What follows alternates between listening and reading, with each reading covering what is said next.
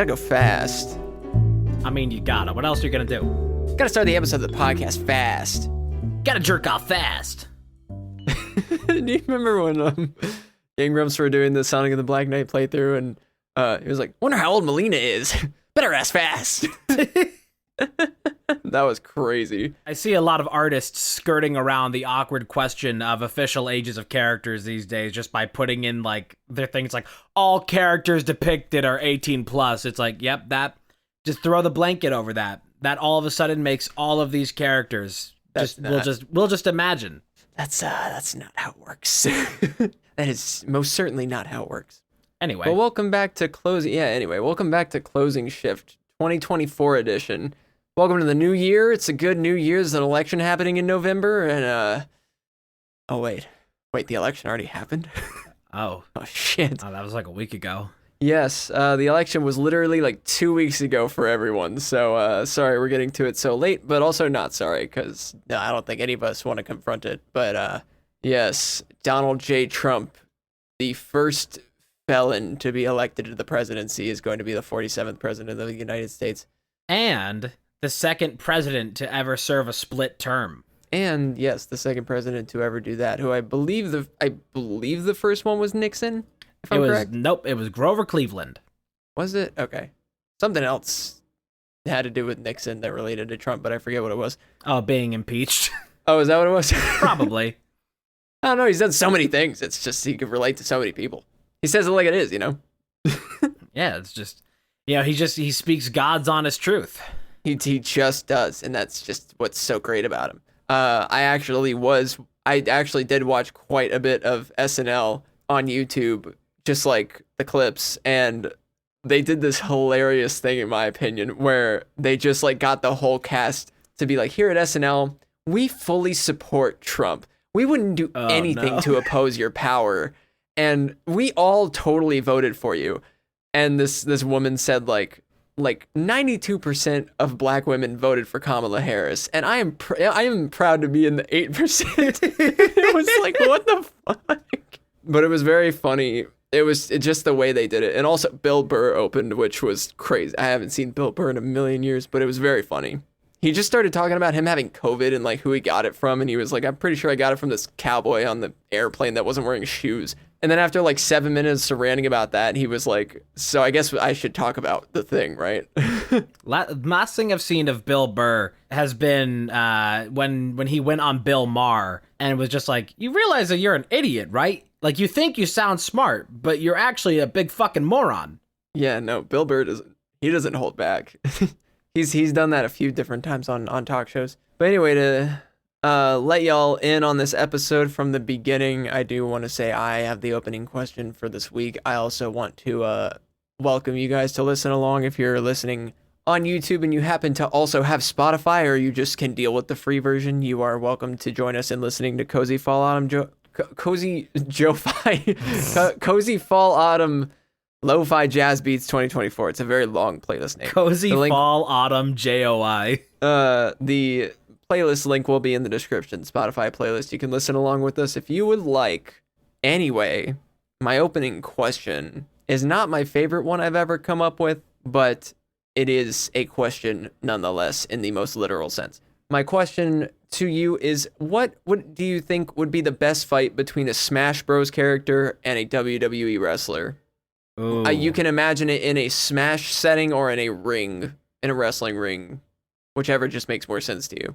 But which two characters do you think could go at it the hardest? I think like easy first answer for that. There already is a wrestler in Smash Bros. His name is Incineroar. Yeah. So I think I would like to see Incineroar up against. Oh, well, who would be a good match for Incineroar? Incineroar, he's big and he's fast and he's got Bronson power. Reed. Bronson Reed maybe, but I feel like it needs to be. I guess Bronson Reed could be somebody. It needs to be somebody who's like, gonna be like, who's gonna endure this fight. Somebody who's gonna like be able to give it back to Incineroar. Yeah, I feel like Ivar could probably do that pretty well. I feel like I'm doing like what's his name, Steven Smith or whoever it is that does like the sports analysis, and people ask him questions these days that are like, who would you pick from TF2 to be in your NBA lineup? And he's like, now I want I want this guy right here because he looks strong, and I feel like I'm doing that kind of thing. I guess it would just be like, Incineroar versus like Bronson Reed. Incineroar versus Bronson Reed. Incineroar, that's a different thing. Yeah, I said Incineroar. I just didn't say it right. Leave me alone. Just a little bit of vor. Welcome. Yeah, you can't watch this movie. It's just a little vor. Yeah, it's been a better week for me than the last. I know I said in the last episode that the previous week was not great for me, but it's been a better week in general. Had a lot of better days, been sleeping a lot better. How's your week going? I think it's been pretty okay so far because I have now come around on Majora's Mask, been playing that a lot for the past week, and that is, although I was complaining about it in recent times when I had first started the game, now that I have gotten used to the systems of the game and have accepted them for what they are, I think it is actually one of the greatest games ever made, and I am greatly enjoying it, and on my way to 100%ing my first playthrough of it with no guide, just because I really like exploring the world of it. So that's been the biggest thing for like just having a decent week. But I do have another thing that happened yesterday. Yeah, yesterday. That is also a little bit of a mood booster. My grandma has her friend in town again, and every time that her friend is in town, they like to go antiquing, like to go thrifting, that kind of thing. So I took them to go antiquing and thrifting yesterday, and while doing so, I came across an espresso machine that I got for pretty cheap because, it was used, and it works just fine. I'm still trying to fine-tune some stuff out of it, because right now it's really good at making foam, and I really don't want it to make as much foam, but... Yeah, I got that, and I got a Logitech Flight Stick controller. For those were both, combined about $25. Pretty decent deal on that. Oh, and that's not even $25 for both those because I also got a couple of records with that. And one thing that I think I may want to employ your help from, with an upcoming thing eventually, is I got a little plug and play game that is WrestleMania. I think, let me grab this thing so I can see it. This cheap little box. It's plug and play WrestleMania Steel Cage Challenge. And the outside of this thing, I guess it says 25th anniversary. It's got fucking Macho Man on it and a couple other wrestlers that is kind of hard to see because it's covered by a price tag sticker for $1.49. So I want to do that for a stream segment, and I may want to employ your help when I do it, just for looking at some classic wrestling stuff. So that's been mostly my week. And listen to these buttons just for satisfaction. Yeah, they sound like they're being pressed. Yeah, those are buttons. Those are buttons. It's got two of them. I had a lot of plug and plays as a kid. Mainly the ones I remember were the more iconic ones I had, which was like the Spider-Man one and the SpongeBob one, Pac-Man one. It was just easier. Did you have the Spider-Man one that looked like Spider-Man's penis? I don't think so. The one I had was shaped more like his face. I remember having a Star Wars plug and play that I think one of my siblings still has it around. The controller was shaped like the Millennium Falcon. Nice. Sounds not very comfortable, to be honest. No, you were kind of like dig into your hands after a while. But I also remember there was like a Star Wars PC game I would play that I guess it had like Yoda's training academy and stuff. It was like, more child oriented, and I was child. I don't even know like what year that would have even released, because it's like an old ass game. I kind of want to find what it is. You may as well share the news. I played the Phantom Menace game that was like, it came out on like PS1 and PC and all that when I was a youth. What is this game? Oh, I think this might be it. Ages 6 to 8, Star Wars Yoda's Challenge Activity Center. Explore a galaxy of fun. Oh, this is absolutely it. Yoda's Challenge Activity Center. Holy shit, I need to fucking play this because I'm just now remembering everything of this. My God. Holy shit. Here's a little picture of it for you. You can look up the cover of this yourself. It kind of looks like Family Guy. It does look like Family Guy. It does not look like official art at all. Ozempic I am on. Well, It also has a cunty Jar Jar on the cover of it. like a cunty Jar Jar. Look at this cunty Jar Jar. What? Explore a galaxy of fun. Free stickers.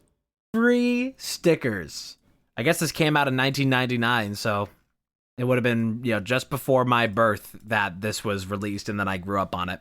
Pretty neat. Oh, this is made by Lucas Learning. Yeah, LucasArts, which I don't even think... Does LucasArts even make games anymore? I don't know. Because I don't even know if that was if that's active at all. And like the game side of it. I don't know if they still make games. Doesn't seem like they're around anymore. I know they're kind of like THQ. They're like a nostalgia icon in terms of game development, but they're not like THQ's around again, but not in like that same way. I guess they're still technically around. They're now called Lucasfilm Games. I don't know if they have even done anything in the history of forever. Are they all dead? I guess they're still alive, but I don't think they do anything. Maybe now they gather materials from the woods to make book covers. Yeah, and speaking of books, I was just talking about off this camera that you can see me on.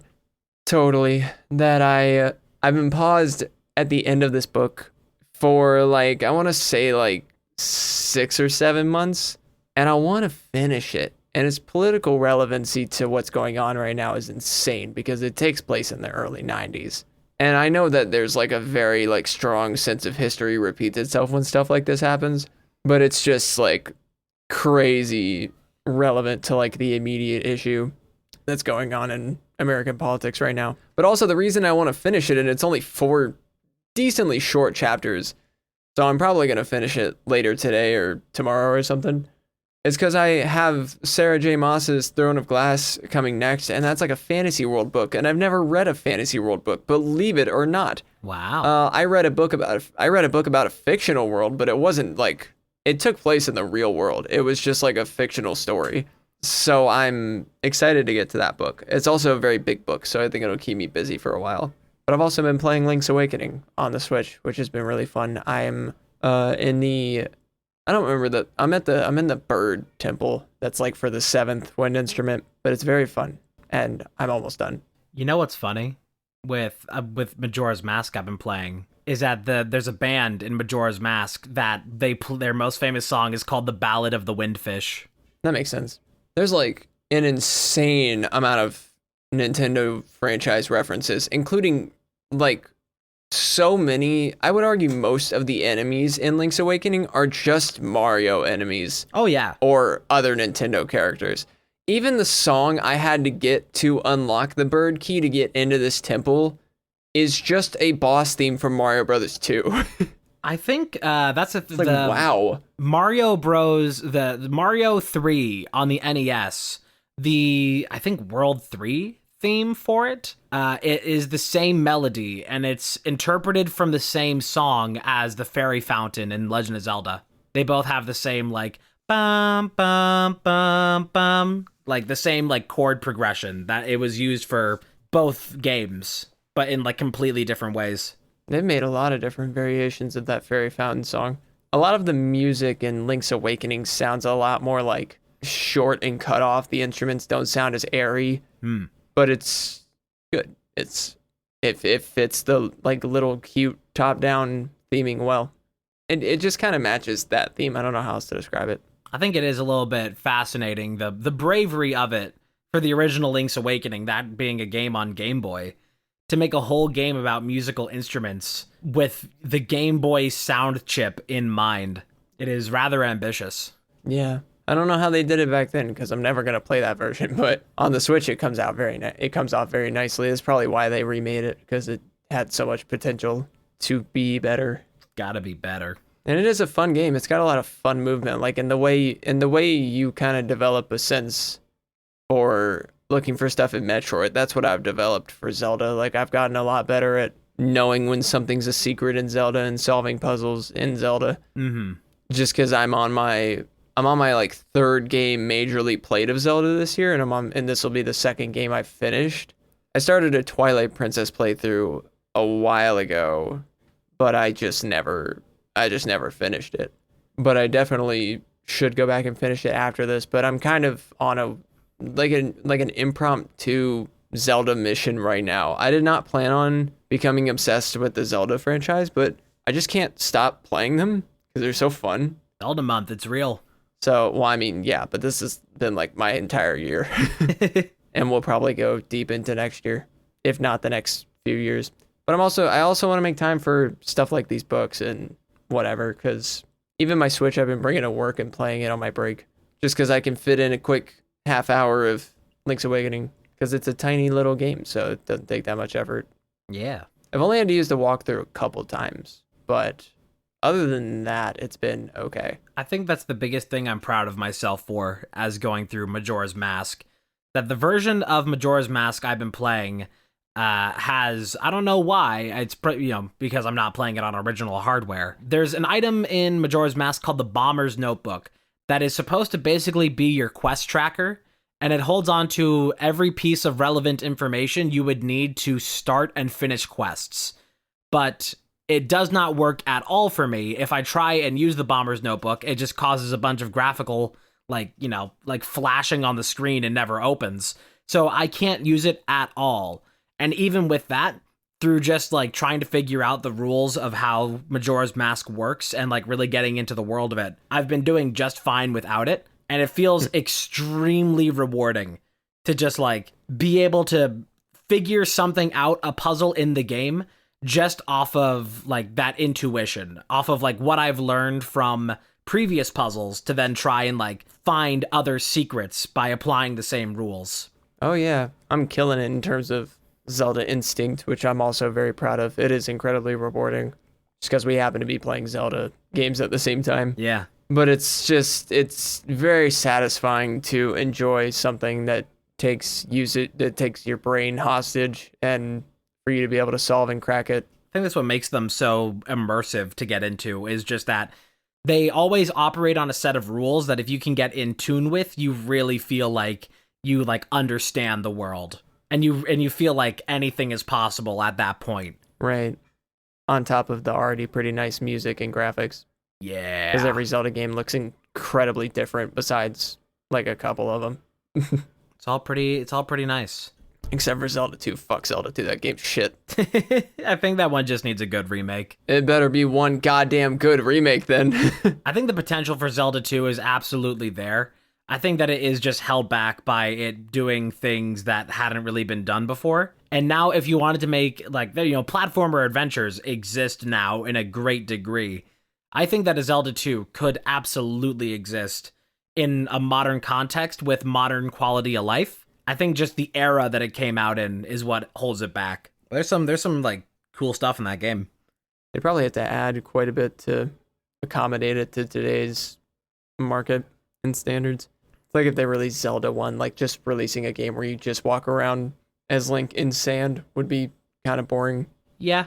And semi-difficult to figure out. It wouldn't be like the worst game ever, because obviously Zelda was a hit. That's where you really start to get into the era of Zelda games that, like, it's nice when they get a remake just for the sake of a couple quality of life things and for graphics, but once you hit the N64 for Zelda, or even, like, Link to the Past is, like, good on its own, but you start to hit these games where there's a lot of characters and a lot of things in the world that can actually feed you information to help you understand what's happening better. Like, there's the Gossip Stones in Ocarina of Time and Majora's Mask that, in Majora's Mask, it's like a big source of hints, and a lot of information is just from going and talking to the Gossip Stones, but you can only get those after you get, like, a certain item that allows you to talk to them. But, like, from that point, it's like, oh, thank God there's some mechanism to, like, key you in to things that would otherwise be completely archaic and unknown.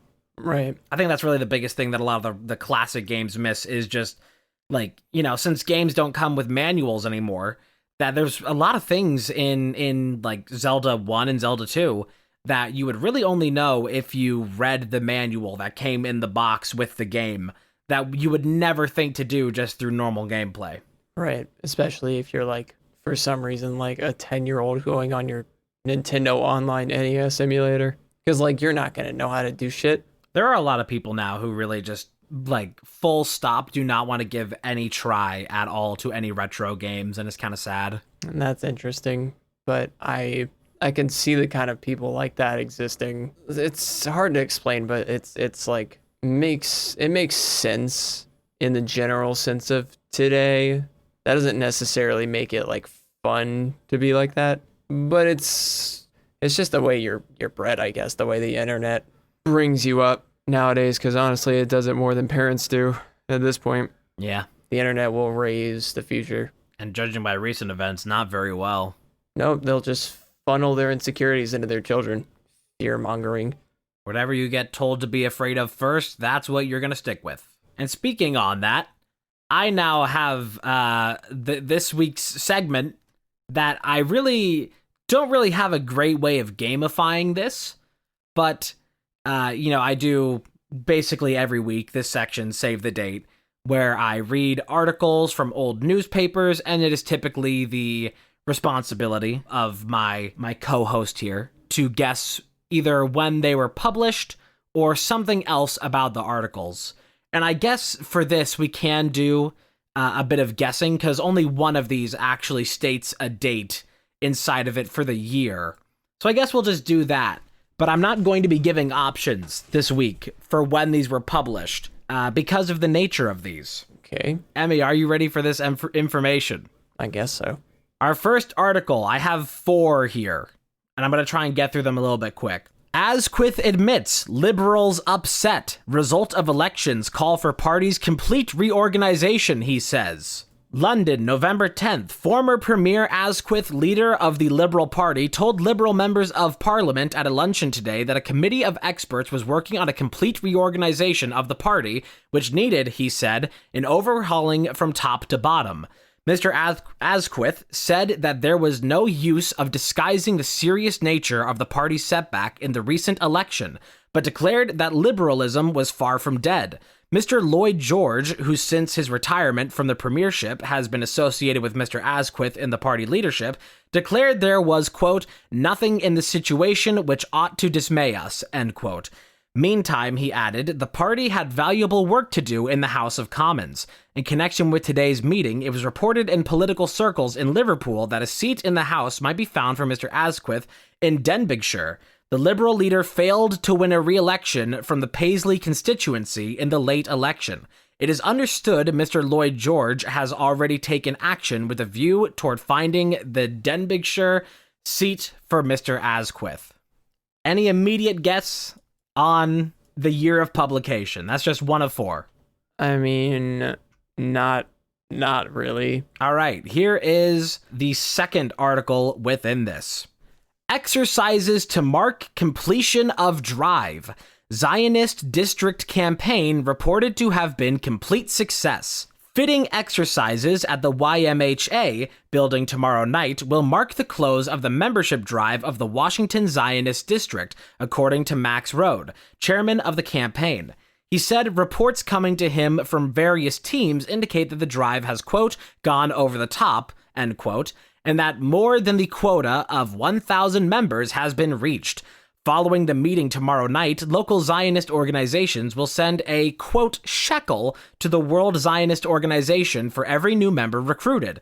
This fund will go directly toward the development of Palestine and will remain untouched by, quote, overhead expenses. Dr. Louis J. Schweffel, rabbi of the Adas Israeli Synagogue, and Dr. Julius T. Loeb, rabbi of the Ohev Shalom Synagogue, president and vice president respectively of the Washington Zionist Group, will address the meeting tonight. A representative from the Zionist Organization of America is also expected to address the meeting. Reports will be made at the meeting by the heads of the various divisions. They are Miss Frank T. Rosenberg of the Women's Division, Jacob Heckman of the Men's Division, and Jack Horenstein of the Nordau Zion section. Heckman's division is leading at present in the number of members enrolled.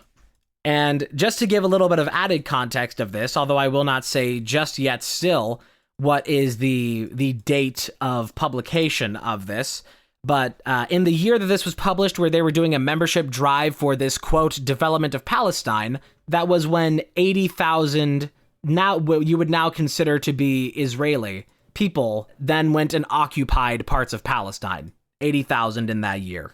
On to our third bit of article.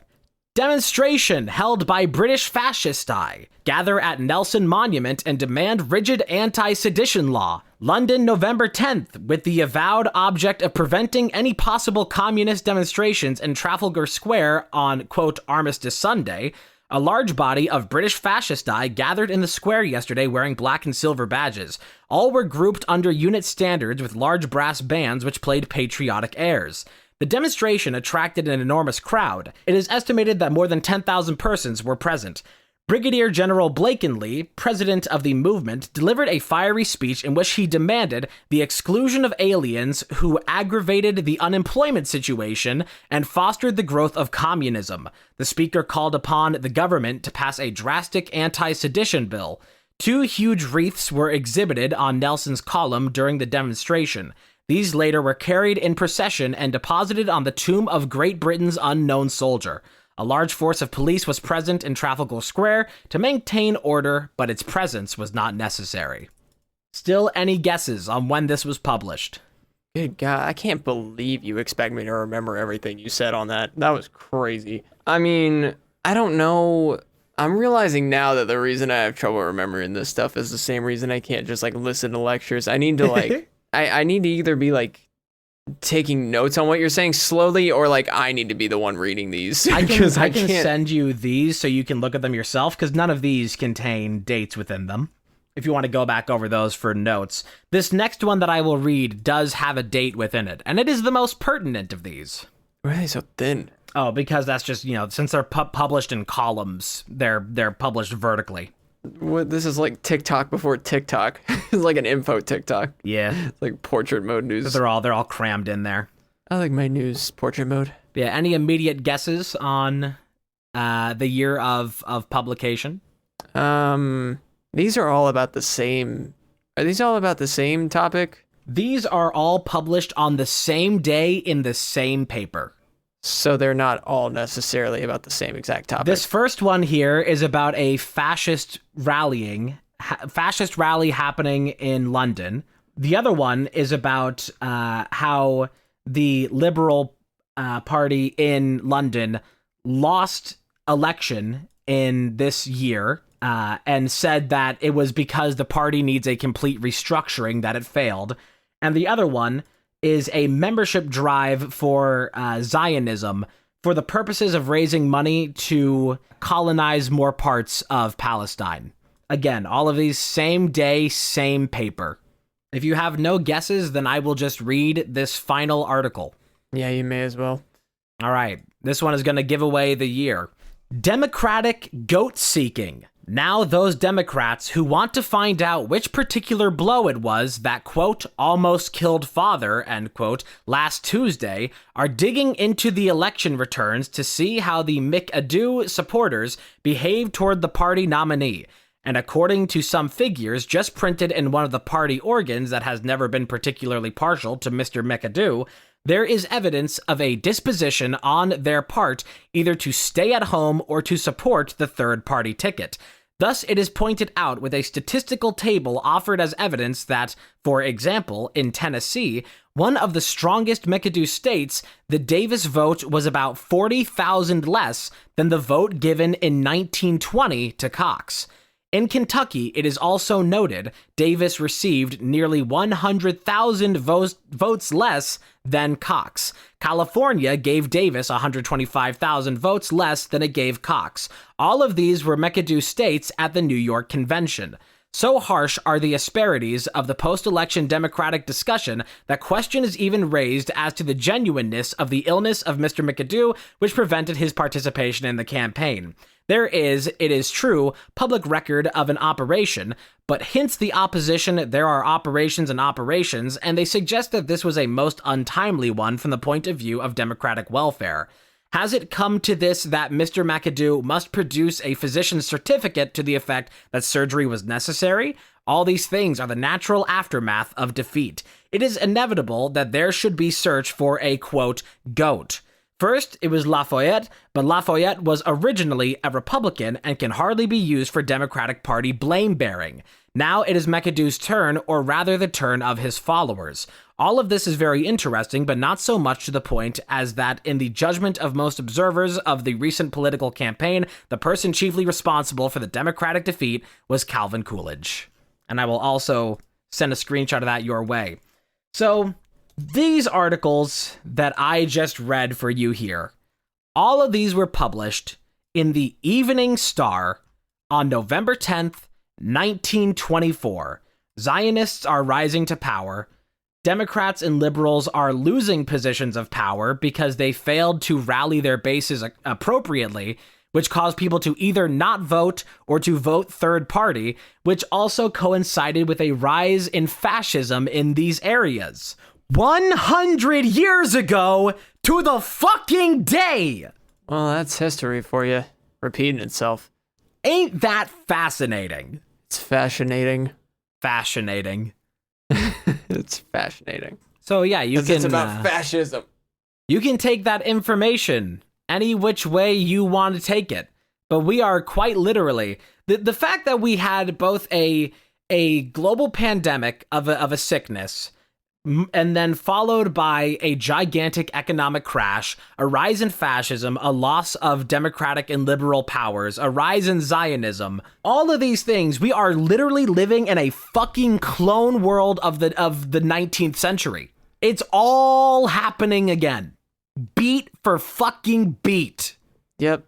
It sure is. There's really nothing for me to add. That is what it is. That is just incredibly relevant information to everything happening right now. Take that, liberals. Even down to the fucking scapegoating, which is now occurring on social media, of people trying to find who to blame for the fact that the fucking Democratic campaign this year literally campaigned on nothing and did nothing and lost accordingly. And it's all like the same shit. And I just heard in the other room Luffy scream for like 30 seconds straight. Luffy is also disparaged by this information. Yeah. America just can't seem to find the One Piece. America will never be king of the pirates. If there was like a One Piece of America, what would the One Piece be? I don't really know what the actual One Piece is. I mean, does. if it's just an object, then like maybe George Washington's left nut. I don't know. Maybe it's just in a jar, or like Walt Disney's frozen head or something. I don't know what America's One Piece would be. Maybe there's just like a flag that's like really special compared to the other flags for some reason. That's the One Piece. The first one that was ever woven by Betty. By Betty. Whatever her name was, Betty something. Crazy American bitch Betty. Whoever designed the first American flag. Hey Siri, who designed the first American flag ever? Francis Hopkinson. Oh wait, I asked about who designed it. I didn't ask about who invented the Stars and Stripes. Because there was a version that was for the 13 colonies, wasn't there? Before there was one for the 50 states. Well, yeah, the 50 states one was only codified in 1958. But for the original one, yeah, it was designed by New Jersey Congressman Francis Hopkinson, sewn by Philadelphia seamstress Betsy Ross. It wasn't Betty, it was Betsy. It wasn't Betty, you stupid idiot. It was fucking Betsy. I almost remembered her name. How did you almost know my name? I have approximate knowledge of many things. When I think of that episode, I still think of Andrea's TikTok, which is genuinely pretty funny, which is like, hey, are you Minecraft 2011's girlfriend? How did you almost know my name? It's very funny. Because she did, in the beginning, she did get referred to that in high school a lot. It was like, you're Minecraft, because he wasn't even Boomer Beat TV yet. Yeah. He started that in 2020, I think. Yeah, he did. And everybody he started knows it after that I met him. He chose that name because he was born in 2011. Yeah. Happy 13th birthday. I think it's either that or it's because when 9/11 happened. I can't remember.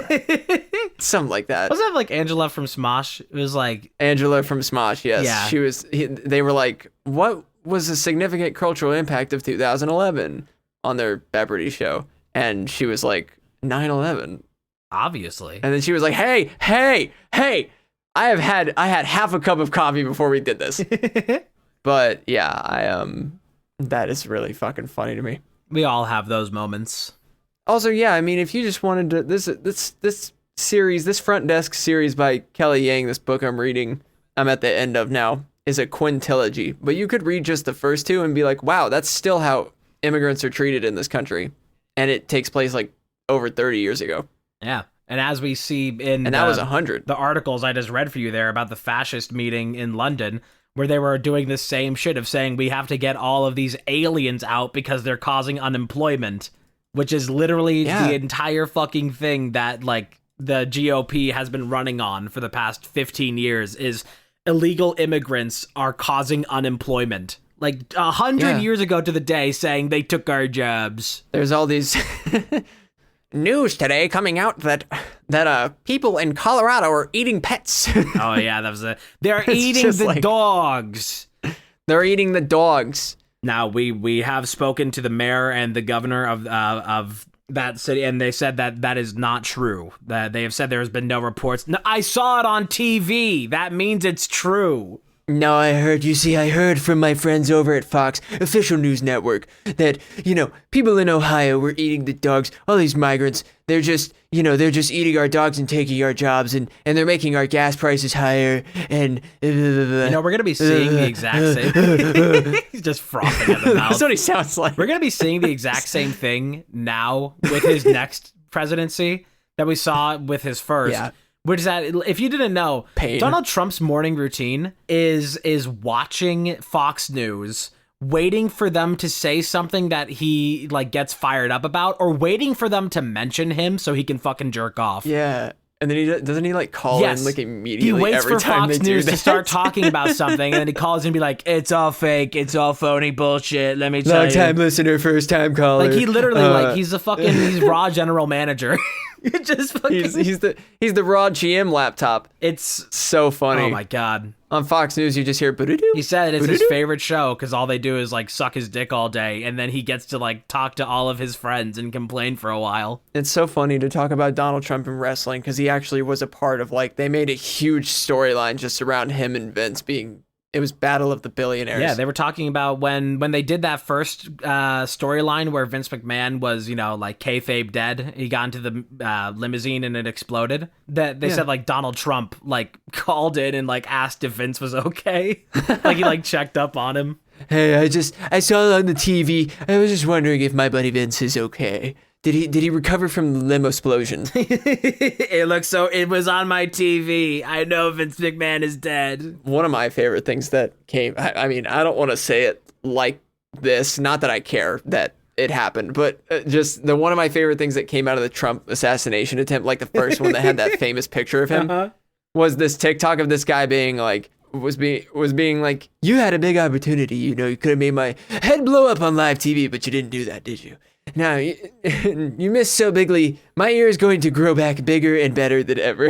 It's just totally shit he would say. You know what's crazy though with that? Is that he doesn't even have a scar on his ear from it. There's no sign that it was ever damaged. He had, when he was on Joe Rogan, he was like, look here, this is where they shot, and he could not find the scar. I almost think that he bladed like it was a wrestling match. Dude, it kind of seems that way. And they just, wouldn't that be crazy if that was all just a publicity stunt? If you look at fucking pictures of, other people who have sustained that kind of injury to their ear, there's, a permanent cavitation there. That Trump is fake as shit. He went to the ground, he fucking bladed, and then, they had the American flag there ready for the fucking pose. And the shot, that's crazy. No one gets shot and pops up like that. I think... Look, I'm not a conspiracy theorist, but if it came out and they, revealed all the reasons it was fake, I would totally believe you and be like, I knew it. Yeah, just, worth mentioning that it's there are some things about this that do not line up very well, and it would make a lot of sense for something like that to happen, of somebody who has been known to fabricate instances for publicity. Yeah, it's crazy. So wild. Crazy. Unbelievable, really. Unexplainable. I guess actually, before I forget, thankfully unrelated to him, I gotta tell you about this YouTube channel I found. Oh, yeah. Earlier today. I found this YouTube channel earlier today. 7.3 thousand subscribers, 7.5 videos. Bro has more videos than subscribers. 7.5 videos? Sorry, 7.5 thousand videos. My bad. That's a lot of videos. I know, but it's beautiful why there's so many videos. It's this channel named Kiss Cactus who has cactus emojis around the name of the channel. YouTube.com/@KissCactus. If you go to it, it's just like, he's even got like lists on his homepage, but it's just this middle-aged man, probably older man now. He started uploading, I checked, he started uploading in 2008. His most popular video for how long he's been around only has 160,000 views. God. All of his recent videos only get like, he just uploaded 16 minutes ago. Yeah, I see that. And he's got a video, it's got like 39 views, 18 views, 28 views. And most of what he does is like these videos that are like 10 seconds and he just says something that's literally like in the title. Mike, a Pomeranian dog. Not too shabby. Not too shabby. Like, it's beautiful. And it's like, he just like talks about these like cacti he sees in the desert and stuff. Like, I don't know how to say this word, S-A-G-U. Saguaro. People like pronounce it in their own way that they like to all the time. These cacti. But he also just uploads like videos that are less than a minute of him just like doing a workout routine or something. It's just like, so he just like shows like nature and stuff.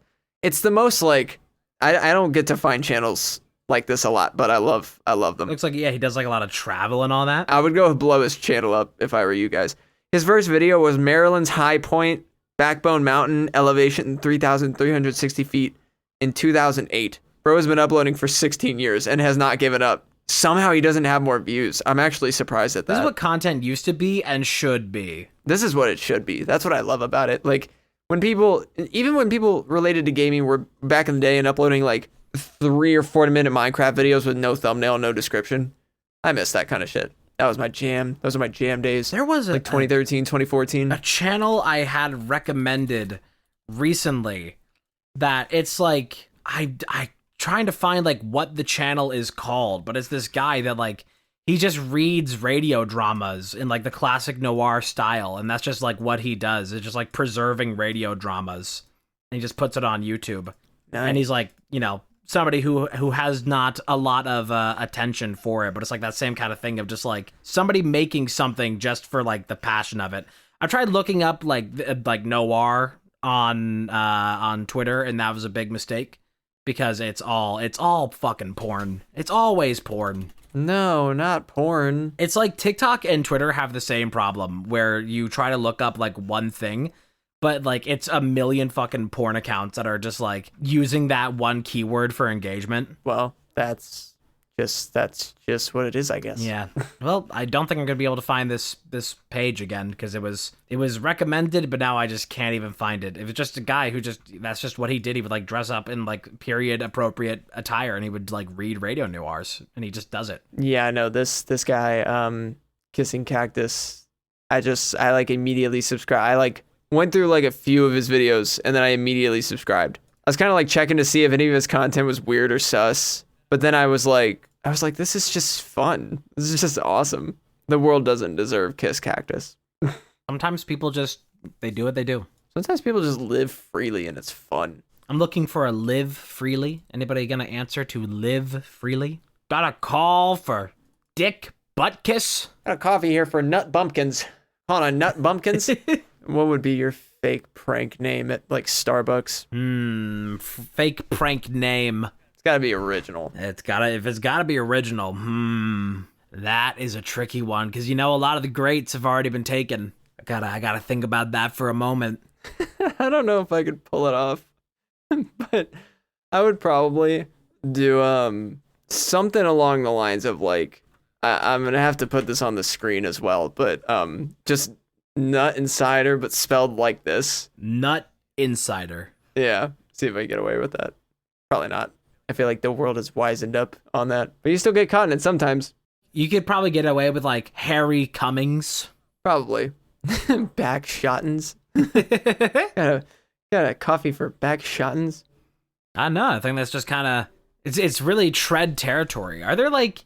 Is there a list of, like, some of these, like, better ones that's been categorized over the years? I'm sure someone has kept a list of them.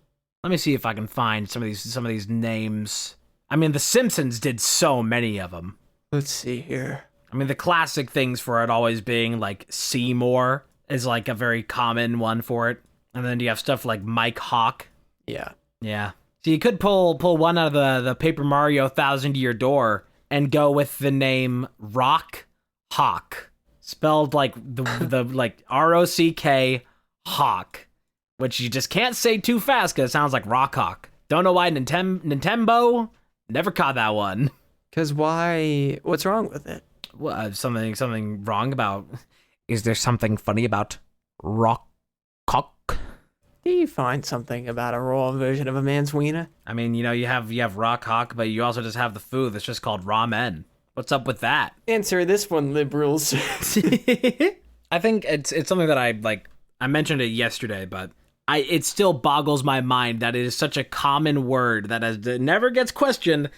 That's just compass. I just literally yesterday was the fuck was I gonna say? Oh, I was playing Link's Awakening and I got the compass in the dungeon I was in and I called it the compass. I was like, now I'm free to come. Got the compass. Got the compass. That's how I prefer to say it. I guess yeah, it is. I mean, it is spelled with PASS, but it's always piss. I gotta go take a pass. A compass. Stop being such a compass. Comping my ass. Short for like competitive ass. You think you could ever get away with calling something so vulgar today if the word compass was not already invented? You mean like saying something that already exists or like making a new thing and calling it something vulgar? Like if you were going to make a new device for like navigation to help people lost in the woods, you know, like could you get away with calling it like the shit dick? I don't know about that one, but you could probably call it something along those lines. Maybe like the fucking device. Fuckner. Or something. You could absolutely get away with it. It's spelled like FUKNIR. Right. It's like, no, you gotta bring it with you. If you're going rock climbing, you're never safe without fuckner. Wasn't there like a TV show that they had to get like a lot of approval to do? I think the name was like Falkers, and it's pronounced like Fockers. And they had to prove. There's the movies, Meet the Fockers. Meet the Fockers. Yeah, they had to like prove that like an actual family had that name, and it wasn't, you know, that you could get away with calling it Fockers. Yeah. I mean, good God, that's the entire joke. Yeah, that's kind of what it all, you know, it's like SNL movies, just all built on one joke. Actually, I think that Nut Insider bit would fit a much better for like a news segment. Welcome back to Nut Insider. Today, we're going to be talking about the fattest nut drops of this week. Fellas, get them out. There's that famous, like, I think it's a Hershey Kiss commercial that they do like I don't know if they've done it every year, but they've aired it for a couple years of like all of these like handsome men lined up wearing these Christmas colored shorts, like boxer shorts, and they jingle in time to the sound of bells for "We Wish You a Merry Christmas." The joke being that it is their nuts making the noises of the bells. I think it's for a Hershey Kiss commercial. It could be for something else. I can't say the word commercial today. I kind of don't know how I'm going to look up men jiggling their nuts Christmas commercial. You should. Let's see what... You look it up right now and start recording your screen. Yeah, let's see what comes up. Men jiggling they nuts Christmas commercial. Oh, it was a Kmart commercial. I see. Interesting. I guess it was for boxers then. I don't know. I guess because Hershey Kisses also do like a thing with bells for commercial stuff. Yeah. I mean, you can find this. You've probably seen it. You can find it. Look it up. I mean, I just don't think, we need to include this into the video version. Look up underwear. Look up men's underwear jingling balls. Here, I'll send it to Emmy, but I don't think we should include this in the video version.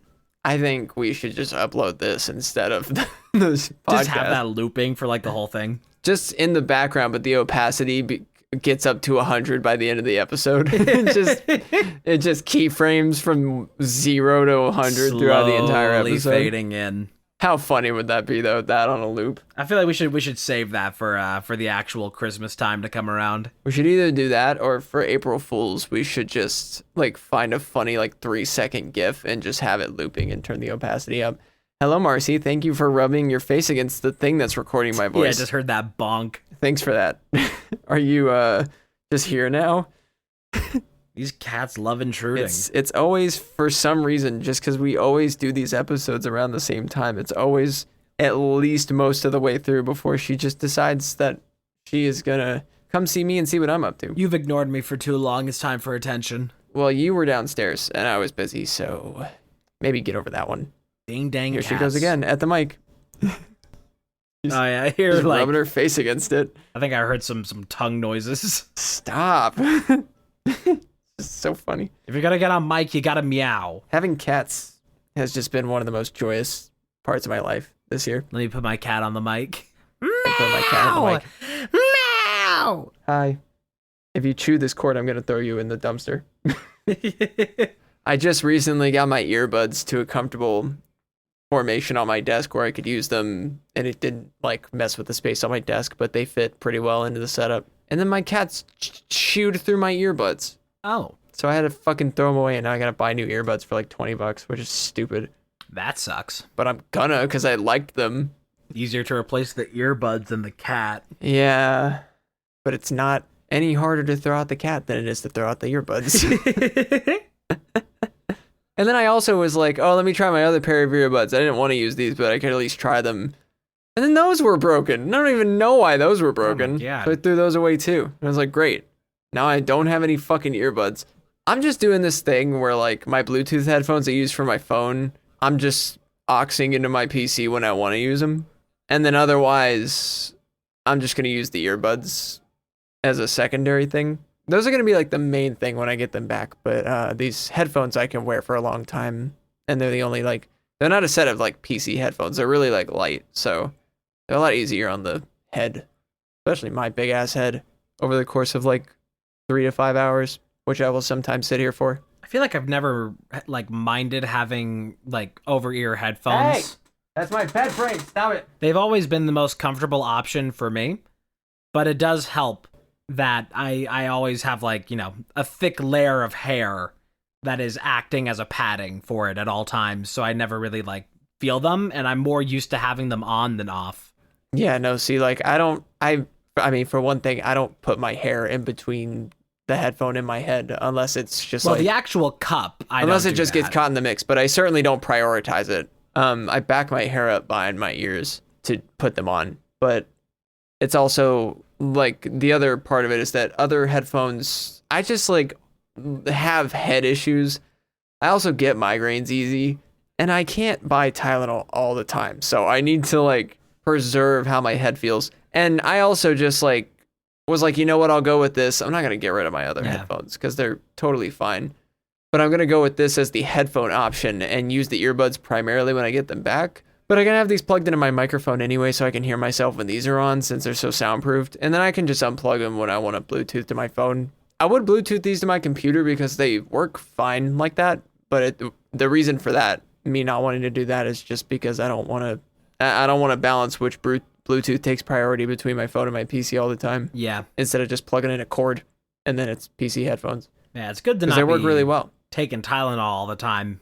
You gotta be careful with that, because that's one of those things people don't ever talk about, the consequences of a lot of painkillers for stuff like that, or anything really, a lot of over-the-counter medication, is that it seems harmless for using it, and it is harmless to use in normal amounts, but it does do kidney damage over time. You will fuck up your kidneys by taking like Tylenol all the time. Yeah, I don't take Tylenol all the time, but I certainly need it. My rendition of how often I buy it was very dramatic. Gotta be careful about different medications, because they can help in one way, but it's never good to just be having a whole bunch of stuff. I know, but I also medically require a bunch of stuff to function, so I need that stuff. I take a lot of prescriptions, and they make me happier. Yeah. I have a lot of issues and a lot of medicines for those issues, but they're very great. They help me a lot. Painkillers is not one of them because I'm not in pain all the time, so I don't need painkillers. Well, you're not on Fent? Fentanyl? Fentanyl? You're not on fentanyl? No, I'm not on fentanyl. Marcy has officially decided to loaf for him on my bread, on my bed. I was thinking about loafs a little too much for that sentence. So she's just there now. I'm assuming she'll go back to sleep because it's my cat's sleeping hours. It's nowhere near time for them to have fun by terrorizing me. So that's what I'm assuming. If you want to see pictures of my cats, I post them occasionally on Blue Sky. Little babies. And I'll probably post them to Instagram at some point, but I just mostly post me to Instagram. Instagram. Blue Sky's a good place to be. Yeah, you can follow me on Blue Sky if you want like updates like that. I don't do Twitter. Oh, I also don't use my Discord server like that. We haven't plugged it, but we do have a closing shift Blue Sky. So you can go and follow that. Let me go and get you the @ for that. No, I think I play it's well, it's in the description, but we never like mentioned that we have it. I think I mentioned it because I made it during the last episode, if I remember correctly. I think we made it in between. No, because I made mine I remember making mine. You made yours during the episode. The closing shift one, though, we talked about like in between episodes. Maybe, yeah. Well, we have one. You are all going to follow. @closing shift show. And there's, first thing I see on there, cat pic. Yeah, I think I posted a cat pic on it just like yesterday. An epic cat pic. Because we have our pinned post. And then, yeah, here's a cat pic for your Saturday. So if you want a cat pic, you can go over to Closing Shift on Blue Sky and then follow us also. And then get ready for the end of this episode. Oh boy. Thank you for joining us for episode 41 of Closing Shift. And we hope to see you again next Friday at this same time. If you want to. Just if you feel like it. If you really feel like it. Okay, bye.